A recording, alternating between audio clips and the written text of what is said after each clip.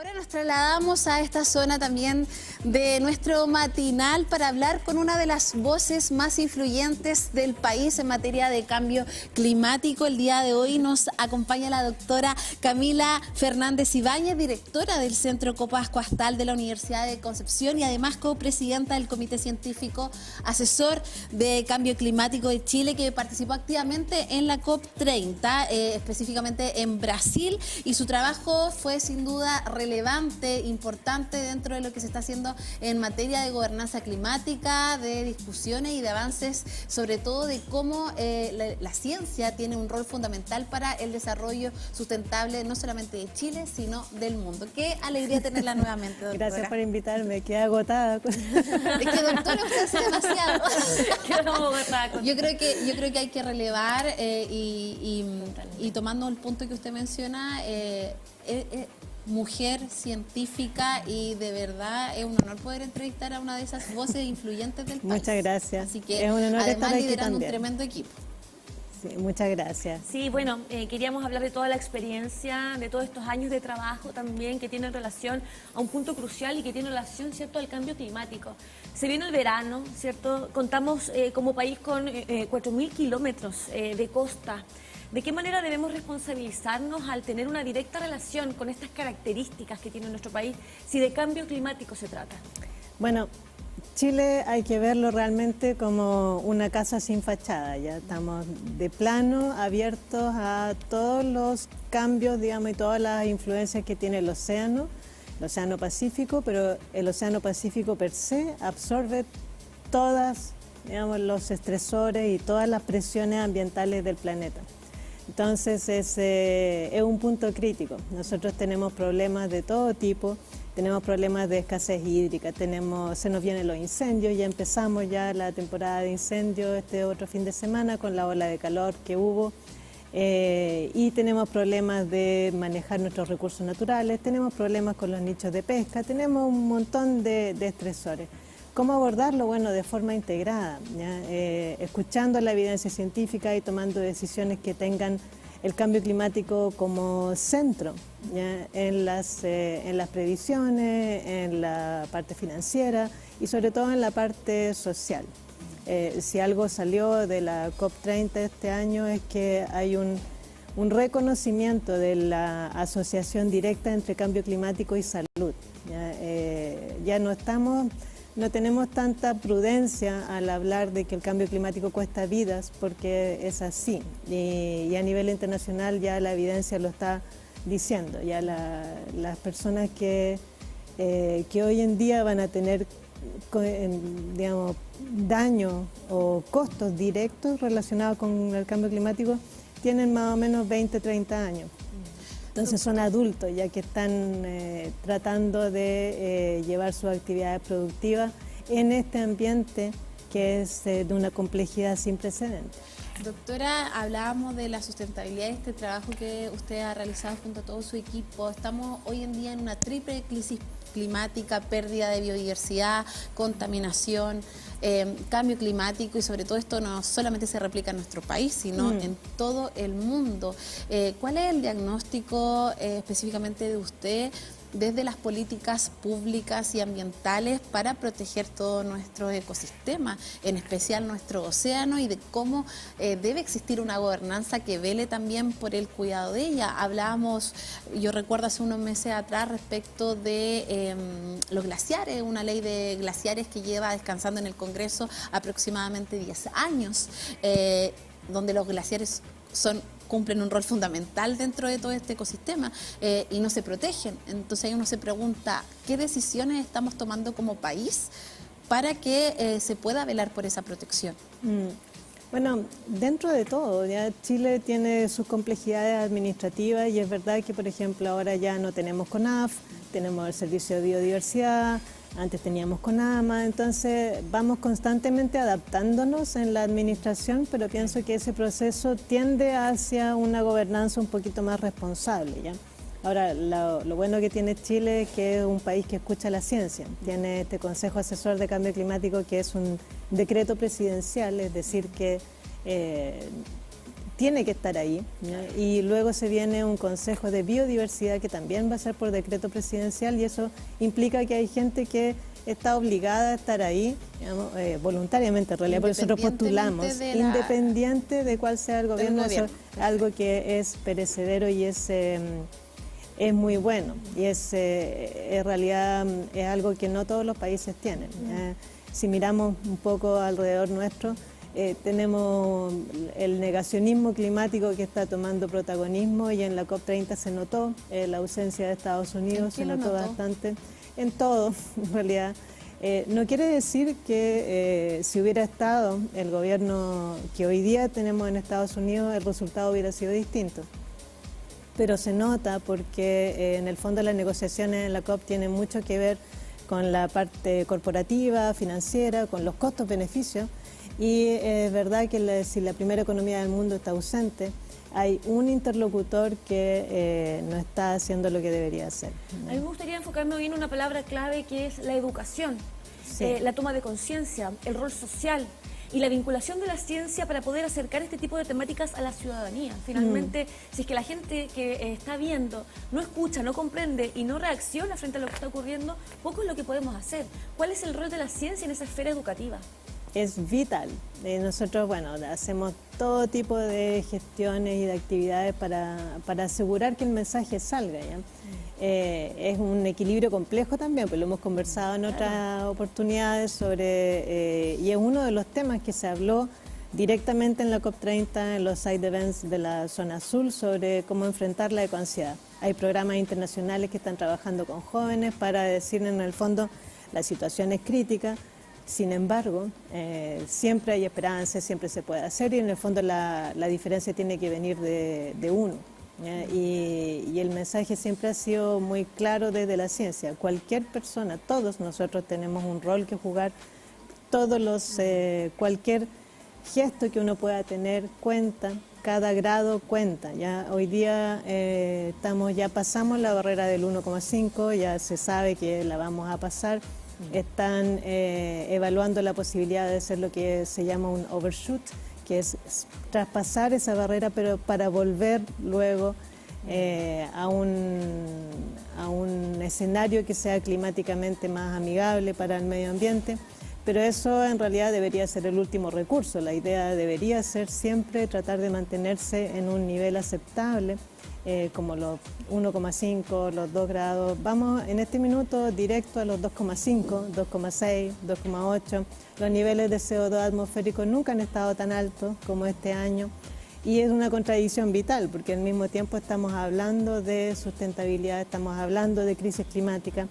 Entonces, para la ciudadanía es difícil entender cómo, si es que la situación es tan crítica, cómo entonces no se toman medidas inmediatas para mantener los combustibles fósiles a raya y todo eso. Pero es un proceso multifactorial y es complejo. De hecho, en la COP es necesario tener un consenso absoluto, es decir, que todos los países, que son como 190, tienen que estar de acuerdo para que se ratifique una moción. Por eso el Acuerdo de París fue tan importante, ¿ya?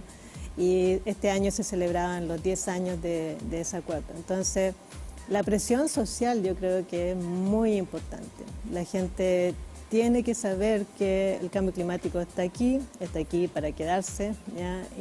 Hay que adaptarse, pero la no acción, la inacción cuesta vidas, cuesta estabilidad económica, cuesta empleos y cuesta capacidad de desarrollo para el país. Entonces, es una de las cosas que debería considerarse como un derecho humano, tener la posibilidad de sobrevivir y de adaptarse al cambio global.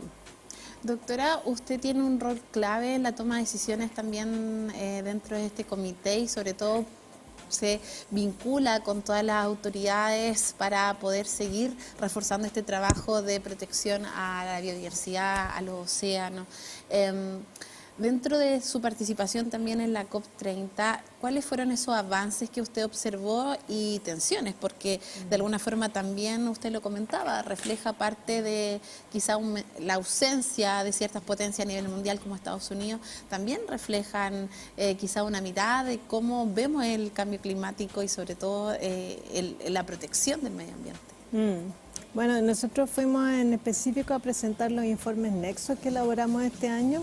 Uno de ellos fueron los talleres que realizamos aquí en Concepción y la idea era mostrar al resto de los países, sobre todo en Latinoamérica, que es posible tener una visión integrada desde la ciencia a las políticas públicas, tomando todo el ecosistema chileno, ¿ya? La parte terrestre, parte marina, atmósfera, hacer el nexo entre clima y salud, entre agua y energía, ¿ya? Que son cosas que parecen son relevantes y parecen obvias, pero en realidad es primera vez que lo integramos así.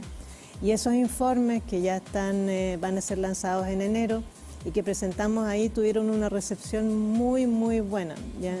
Muchos países están interesados en seguir el mismo protocolo que usamos nosotros y eso nos llena de satisfacción porque en el fondo es una forma de ver a nuestro país como lo que es, un continuum entre la cordillera y el Océano Pacífico, que tiene que ser considerado como un todo y protegido, ¿ya? De tal forma que la gente que está en Alto Biobío y la gente que está en Copquecura tengan las mismas posibilidades, ¿ya? De adaptación y de mitigación. Eso es algo que en la COP se vio mucho, la gente está muy empoderada, los pueblos protectores de ecosistemas, ¿ya? Y uno de los puntos que a mí personalmente más me gustó fue la adopción de un plan de acción para la protección de género a nivel internacional, es decir, que las mujeres hoy día somos reconocidas como protectoras del ecosistema y esa función se considera como una función vulnerable y digna de protección. Por lo tanto, hay un plan de acción ya de aquí a algunos años más para asegurar la protección y preservar ese rol de las mujeres. Viene con eso el conocimiento ancestral, viene con eso nuestra propia función social, ¿ya? Como pilares de protección y de educación. Entonces yo diría que hoy en día la ciencia y la sociedad tienen un rol común, que es no solamente enseñar y proteger, pero también acompañar al resto de la sociedad. Pienso que la urgencia hace que los científicos estemos mucho más conscientes y mucho más a la escucha también de lo que la sociedad necesita, ¿ya? Hablábamos del rol de la mujer y también me gustaría hoy día centrarme en el rol institucional dentro del plan estratégico de nuestra Universidad de Concepción.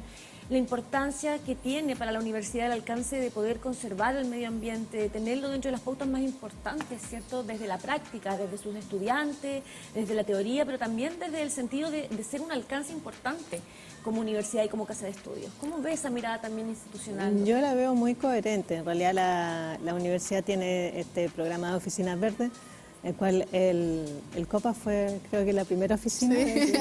Entonces, ya son como 31 oficinas, incluyendo la Federación de Estudiantes, la Estación de Biología Marina de Dichato. Entonces, es un programa que está agarrando vuelo, pero al mismo tiempo que va inscribiendo distintas oficinas, va ganando en coherencia social, diría yo, porque se están integrando otros aspectos de la sustentabilidad. Estamos conversando cada vez más de bienestar mental, bienestar físico, bienestar social, como un punto pivotante en la educación de los jóvenes que están estudiando aquí, pero también en el quehacer de todos los académicos. Institucionalmente la universidad también creo que es coherente con su política institucional de sustentabilidad. Y bueno, el hecho de que tenga campus naturaleza y que se preocupe realmente de desarrollar tecnología y desarrollar ciencia que esté al servicio de la sustentabilidad. Hay varios centros de excelencia funcionando aquí en la universidad que tienen que ver con eso. El Instituto de Ecología y Biodiversidad, bueno, el mismo COPAS, hay otros 2 centros marinos, ¿ya?, que se preocupan de el estudio y la preservación de los recursos naturales. Entonces, se hace mucha innovación aquí, hay mucha tecnología, muchas ideas dando vuelta que pueden estar al servicio. Pienso que lo que podría faltarnos es una mejor conexión con la región, ¿ya?, entre el quehacer regional, los problemas regionales y la universidad. Eso es siempre un puente que es muy necesario. Doctora, dentro de los puntos más críticos que presentó, ahora volviendo un poco más a la COP, fue el punto de la desaceleración respecto a la carbonización. De hecho, se menciona que hubo una falta de acuerdo para también abandonar los combustibles fósiles. En este contexto, ¿por qué se genera este tipo de conversación o discusión frente a acciones climáticas?